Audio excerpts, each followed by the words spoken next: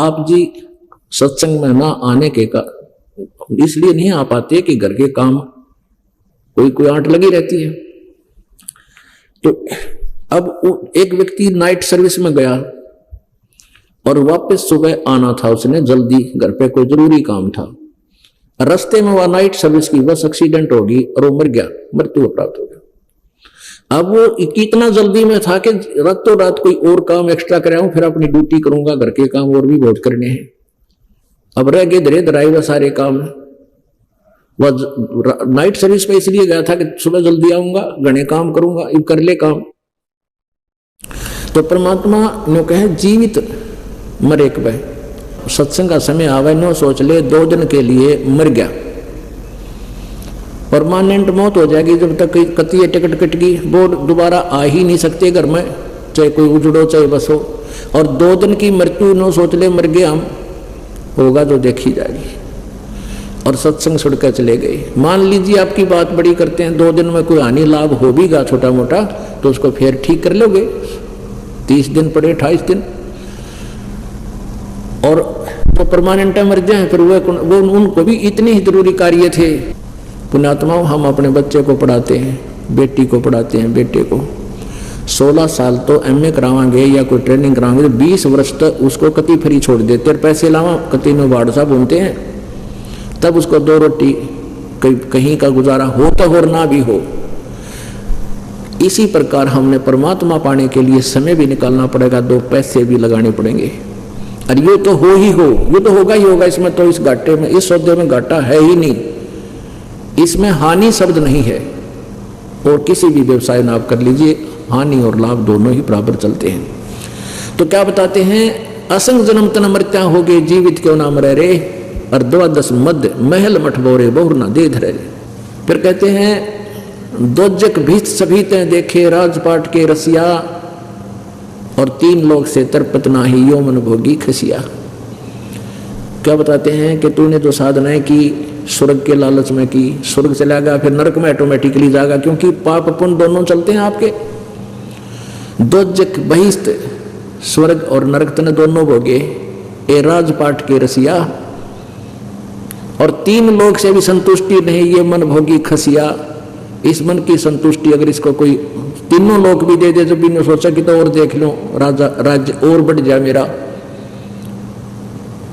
अब जैसे किसी के पास एक प्लाट है, नो सोचा है भगवान इसमें 2 कमरे बन जा, वो बन गए हैं। फिर नो सोचा है 2 बच्चे हैं, 2 लड़के, 1 प्लाट और हो जा, वो भी हो गया। फिर मन में आ जाती है भगवान एक कोठी, 1 मकान और बन जा, दोनों बच्चे बराबर हो जा। अब उसमें लग गया, इतना मृत्यु होगी, गधा बनकर कमरा के पिछले लोग खड़ा, फिर वो कुत्ता बनकर बैठा गली में वही है। तो कहने का भाव ये है कि इस मन की अंत नहीं, इसकी इच्छाओं का पता नहीं के सोचे, जो काम करना वो करता कोई ना, मिला वही का जो तेरे भाग्य में लिखा है। जब तक आप परमात्मा की शरण में नहीं आते हो, चाहे कितनी ही अटकल लगलाते रहना, वही मिलेगा जो तुम्हारी किस्मत में है। और कबीर परमेश्वर की शरण में आने के बाद आपको वो वस्तु मिलेगी जो आपके भाग्य में भी ना होगी, लेकिन होगी आपके हित में तो मिलेगी। और आपके पाप सभी नष्ट हो जाएंगे, और संचित सब कर्मों को भी, प्रारब्ध कर्मों को भी, पाप कर्मों को नष्ट कर देगा। तो क्या बताते हैं, सतगुण मिले तो इच्छा मिटे। सतगुण मिले तो यहाँ की ये जो हमारे जो जाल फैला रखा काल ने, और हमारी वृत्ति इसमें फंसी पड़ी है, इन इच्छाओं को खत्म करेगा। जो सतगुरु मिले तो इच्छा मिटे, पद मिल पदे समाना, और चल हंसा उस लोक पठाऊं जो आदि अमर स्थाना।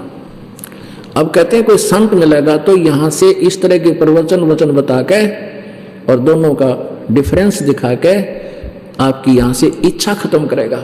सतगुरु मिले तो इच्छा मिटे, और पद मिल पदे समाना, पद माने वे ऑफ वर्शिप, पद्धति, शास्त्र अनुकूल साधना की भक्ति आपको देकर, और उस परम पद को प्राप्त करावेगा। गीता जी अध्याय नंबर 15 के श्लोक नंबर 1 से 4 में कहा है कि तत्वदर्शी संत वो होगा जो उल्टे लटके संसार रूपी वृक्ष के सभी विभागों को बता देगा। उसके पश्चात उस परमेश्वर के उस परम पद की खोज करनी चाहिए, जहां जाने के बाद ये संसार में जीव फिर लौट कर नहीं आता। और जिस परमेश्वर ने सब ब्रह्मांडों की रचना की है, मैं भी उसी की शरण में हूं, यो गीता ज्ञानदाता कहता है। तो क्या बताते हैं, सतगुरु मिले तो चल हंसा उस लोक, पद मिल पदे समाना। यानी पद माने वे ऑफ वर्शिप, पद्धति, अकॉर्डिंग टू द शास्त्र, शास्त्र अनुकूल साधना करने से, पद्धति के अनुसार साधना करने से उस परम पद को प्राप्त होगा। सतगुण मिले तो इच्छा मिटे, पद मिल पदे समाना, पद यानी उस परम पद को में समा जाओगे, वहां पहुंच जाओगे। और चल हंसा उस लोक पठाऊं, उस लोक में जहां आदि अमर अस्थाना। गीता जी अध्याय नंबर 18 के श्लोक नंबर 62 में कहा कि अर्जुन तू सर्वभाव से उस परमेश्वर की शरण में जा, उसकी कृपा से तू परम शांति को और शाश्वतम स्थानम, अमर स्थान को प्राप्त होगा। और कबीर परमात्मा कहते हैं चार मुक्ति जहां चंपी करती माया होरी दासी। यहां चार मुक्तियां हैं ओम नाम के जाप से, इन अन्य क्रियाओं से, और वो चार प्रकार की हैं, और वो भी नष्ट होते हैं, वहां भी खत्म होती है, उनसे वो खत्म हो जाती है उनकी, फिर जन्म मृत्यु होता है। कहते हैं ये सुख जो चार मुक्तियां का, वहां तेरा सदा चरणों में पड़ा रहेगा सतलोक में। चार मुक्ति जहां चंपी करती, यानी चार मुक्ति तेरे चरण दबाओगी, वहां पर तेरी सेवा करेंगी, हाजिर खड़ी रहेंगी, ये सुख सदा रहेगा। चार मुक्ति जहां चंपी करती माया होरी दासी, दास गरीब अभय पद पर से वो मिले राम अविनाशी। अब जिस माया को आप यहां संग्रह करके अपना जीवन नष्ट कर रहे हो, ये आपकी नहीं रहेगी। आज माया से शुरू हुआ था ये सत्संग। अब परमात्मा कहते हैं चार मुक्ति जहां चंपी करती, अरिया माया तेरी वहां नौकरानी रहेगी सदा। माया होरी दासी, दास गरीब अभय पद पर से वो मिले राम अविनाशी। वो अविनाशी परमात्मा प्राप्त होगा और वहां सदा सुखी रहोगे सतलोक में, इस साधना के करने से। बोलो सतगुरुदेव। परम पिता परमात्मा सारी सृष्टि के रचनहार कुल मालिक कबीर साहिब जी की असीम कृपा से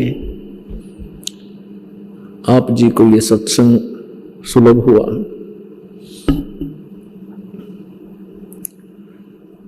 परमेश्वर की असीम कृपा से ही ऐसे शुभ समागम इस काल लोक में प्रारंभ हुआ करते हैं, और जो पुण्यात्मा इसका लाभ उठा पाते हैं वो और भी ज्यादा शुभ संस्कारी प्राणी होते हैं।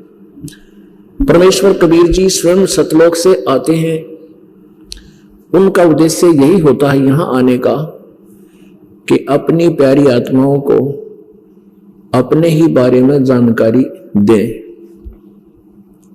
अपने द्वारा रची हुई सृष्टि को स्वयं ही आकर के ठीक ठीक बताते हैं। ऐसे खराब लोक में, ऐसे गंदे लोक में जहां हम रह रहे हैं, परमात्मा का आगमन बहुत ही महत्वपूर्ण है। पुण्यात्माओं, सरकारी कर्मचारी भी, अधिकारी भी, जो कहीं सर्विस कर रहा है और उसको जहां वो रहता है अच्छी सुविधाएं प्राप्त हैं, अच्छे बड़े शहर में, और उसको किसी तहसील स्तर पर ट्रांसफर कर दिया जाए, वो भी बहुत दुख महसूस करता है। और परमात्मा उस सुख में सथल को छोड़कर यहां इस काल के लोक में आते हैं। उनका उद्देश्य क्या होता है? अपनी प्यारी आत्माओं को इस काल के गंदे लोक से निकालकर अपने उस सुख में सथल, उस अमर लोक में, सतलोक में, शाश्वतम स्थानम, सनातन परम धाम में ले जावें। परमात्मा कहते हैं अमर करूं सतलोक पठाऊं और तात बंदी छोड़ कहाऊं। बंदी छोड़ हमारा नामम, अजर अमर है अस्थिर ठामम। कबीर परमेश्वर जी कहते हैं कि हमारा नाम बंदी छोड़ है। नाम मीन हमारी उपमा, हमारा जो पद है वो बंदी छोड़ है, और हमारा स्थान अजर अमर है, सनातन परम धाम है। और ये गीता जी अध्याय नंबर 18 के श्लोक नंबर 62 में गीता ज्ञान दाता कहता है कि अर्जुन तो सर्वभाव से उस परमेश्वर की शरण में जा, जिसकी कृपा से तू परम शांति और सनातन परम धाम को प्राप्त होगा। और ये स्वयं कह रहे हैं कि हम ही वो परमात्मा हैं, वो बंदी छोड़ हैं, और हमारा वो स्थान है, वो सनातन परम धाम हमारा स्थान है। 16 शंख पर हमरा तकिया, हम गगन मंडल के जिंदा, हुक्म हिसाबी हम चल आए, ये काटन काल का फंदा। हमारा 16 शंख कोस की दूरी पर तकिया कलाम है, हमारा वो अजर अमर स्थान है। और हम यहां काल के बंधन को काटने के लिए यहां पर आए हैं। परमात्मा पूर्ण ब्रह्म सारी सृष्टि के रचनहार वो परमेश्वर यहां क्यों आते हैं, कैसे आते हैं, कब कब आते हैं? उनका उद्देश्य यही होता है कि मैं अपनी प्यारी आत्माओं को वो तत्व ज्ञान बता दूं जिसको जानने के बाद फिर ये इस गंदे लोक में रहने की इच्छा ना रखें। जब तक हमारी यहां से इच्छाएं खत्म नहीं होंगी, हृदय नहीं हटेगा, तब तक हम कितनी भक्ति कर ले, हम सतलोक नहीं जा सकते। हम सतलोक जाएंगे कैसे? जैसे आए थे। हम कैसे आए थे कि इस काल निरंजन पर ज्योति निरंजन जब ये तप कर रहा था सतलोक में अपने द्वीप में, हम सभी इसके इस ड्रामे को देखकर इसकी अदाओं पर आसक्त हो गए, और इतनी प्रबल आसक्तता होगी कि हम अपने परम पिता के कहने से भी हम बाज नहीं आए इस पर आसक्त होने पर। इतनी चाह बन गई इसकी, तो फिर हम यहां इसके साथ आ गए। अब इतनी ही चाह आपकी उस सतलोक जान की बनेगी, तब आप यहां से जा सकोगे। उसके लिए आप जी ने देखना कौन सा दृष्टिकोण अपनाना है, यहां से मन हटाने का। ज्ञान परमात्मा ने बहुत कुछ बता रखा है, तो उसके लिए एक सीधा सा तरीका बताया है। परमात्मा कहते हैं मम संत मुझे जान मेरा ही स्वरूपम, मेरे संत को मेरा ही स्वरूप समझ लेना। और अपने परमात्मा के ऊपर हमने अब इतना आकर्षित होना है जितना हम काल के ऊपर हुए थे।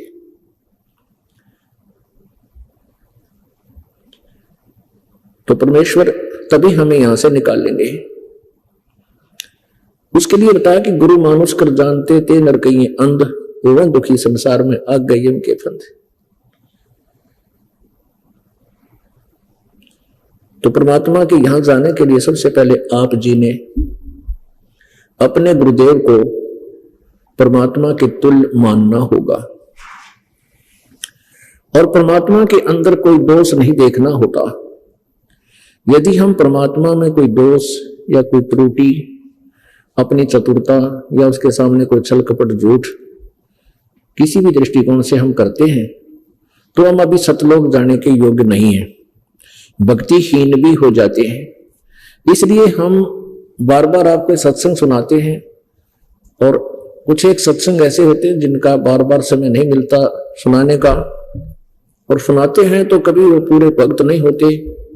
तो उसके लिए आप जी से यही प्रार्थना है कि हम बहुत ही सस्ते यानी बिल्कुल फ्री बराबर समझो सीडी वगैरह देते हैं, आप ले जाइए, रह रहकर सुनिए उस सत्संग को।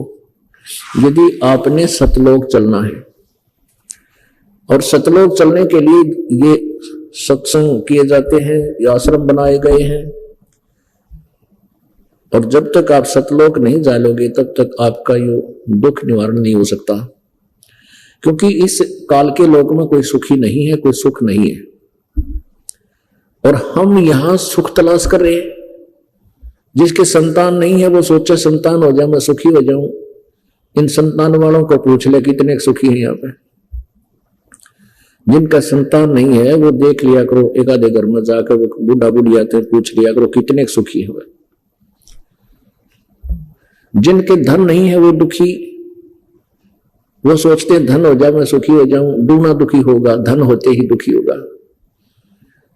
हमने सबसे पहले क्या सोचना चाहिए कि परमात्मा का सहारा मिले, पूर्ण संत हमें मिल जावे, हमारी भक्ति बने, हम राम नाम के धनी हो जावा और सतलोक चले जावा। वो ज्ञान आपको सत्संग से होता है। पुण्यात्मा परमात्मा कबीर जी ये वही परमेश्वर है जिसने सारी सृष्टि रची। और हम सबके पिता हैं, हम सबके वो मालिक हैं, स्वामी हैं।